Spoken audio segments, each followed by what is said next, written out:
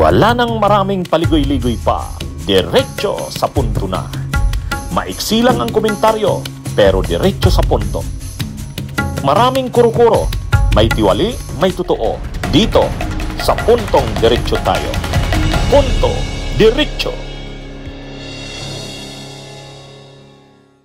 O ito, alam nyo pala, sa personnel pala ng Office of the Vice President, yung kabuang yung staff ng Office of the Vice President, alam nyo pala yan mga kabunyog, mga kababayan, kalahati ng staff ng Office of the Vice President, alam nyo kung saan?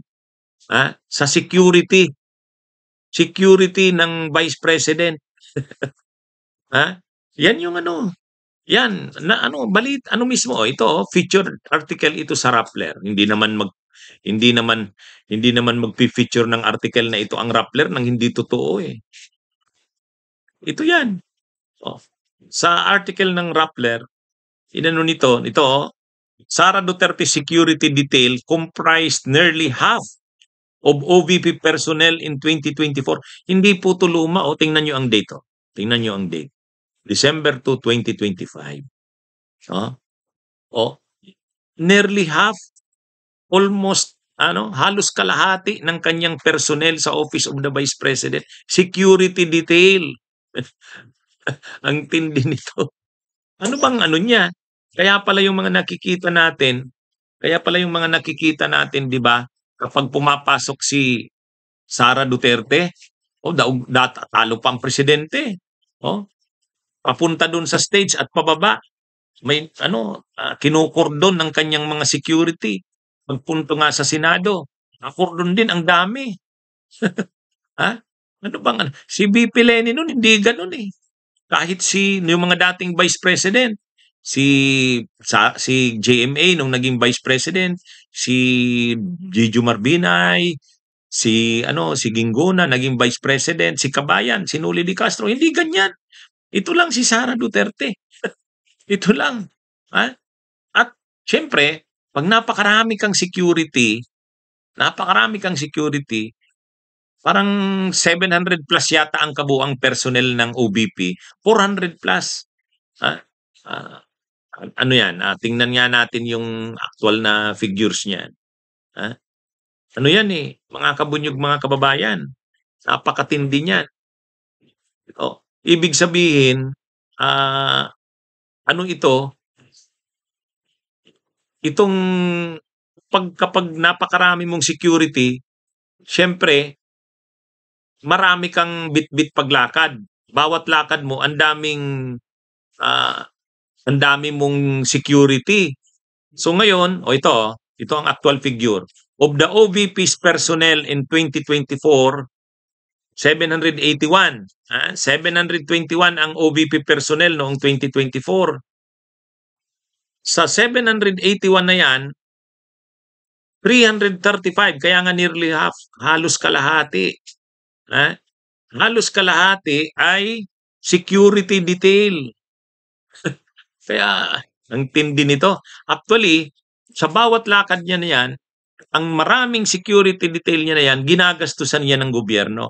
So kapag ganyan kalaki ang security detail mo, hindi lang naman yan usapin ng sweldo. Usapin din yan ng iba pang operating expenses. Kasi kapag lumalakad ang vice presidente na ganyan karami ang security niya, yung gastos niyan malaki rin. Siyempre mag-i-stay yan sa hotel. Siyempre mga sasakyan niya na gagamitin. Pagkain. O yun. Kaya paano mo ngayon masasabi ito na simple? Kaya out of 781 na personnel ng OBP ng 2020, 335 ay security. Kaya ito mga kabunyog, mga kababayan, pagpunta niya sa abroad, may kasama pa siyang security. Siyempre gastos din yan ng gobyerno. Yan, pera ng bayan yan. Ganyan katindi. Kaya pag nakikita natin doon yung security ni Sara Duterte, kinukordon siya. Talo pa ang presidente. O ang ibig sabihin nun, gastos ng bayan yon. Una yung sweldo niya. Pangalawa yung gastos niyan kapag lumalakad kasama ang vice presidente. Talo ang mga nakaraang vice presidente nito. Sobra ang gastos. Sa confidential fund, sobra ang gastos. Sa mga equipment, sobra ang gastos. Nakita natin kanina. Sa personnel, buti sana kung ang mga personnel mo talagang para sa paglilingkod sa bayan, nagdagdag ka ng tao, ang dami mong tao sa opisina mo para sa serbisyo sa taong bayan. Hindi eh. Security nga. Security. Ha? Ay, ang tindi. At katulad nga ng nasabi ko, kapag security yan, kasama ng Vice President yan, hotel, sasakyan, pagkain, o yun. Yun yung kakbit niyan. Kaya, ngayon, balikan natin yung sinasabi ng mga DDS nila Jimmy Bundok. Subukan daw muna si Sara. Huwag daw husgahan. Ito na nga, Vice President, nasusubok na kung anong klase. Vice President pa lang yan. Ay di lalo na kung President ka. Napakatindi ng kapangyarihan mo. Napakaraming resources ang hawak mo.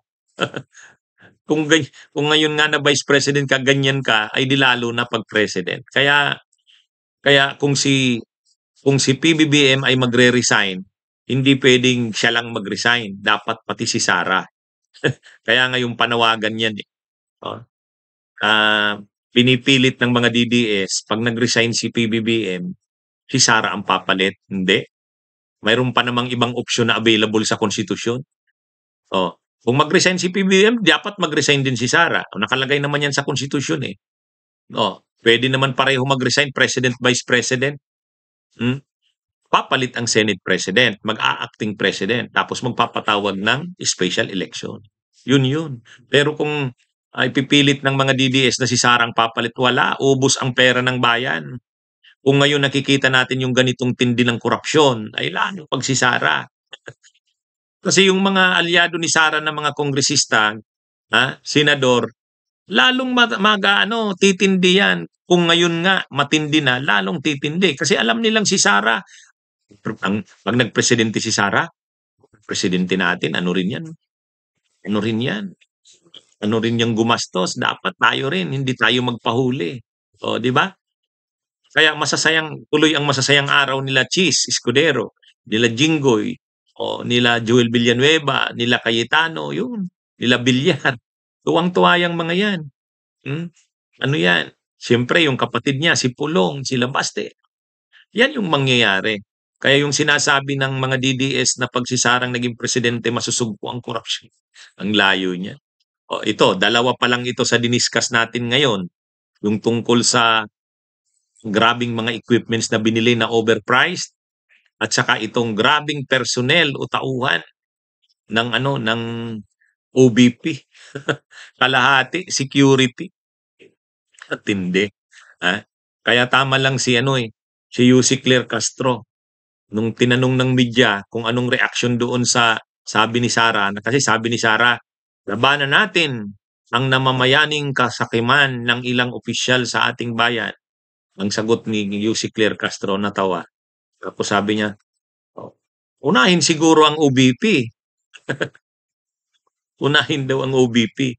At ganun din si dating Senador Sani Trillanes. Si dating Senador Sani Trillanes na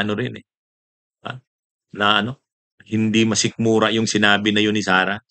Anyway, yan mga kabunyog ang magandang araw sa inyong lahat. Buhay po tayo. Bunyog, halikan na kasama ka. Bunyog, kapag buklod ay may pag-asa. Luzon, Visayas, Mindanao, isa ang pananaw. Sa bagong Pilipinas ang bunyog isisigaw. Bunyog.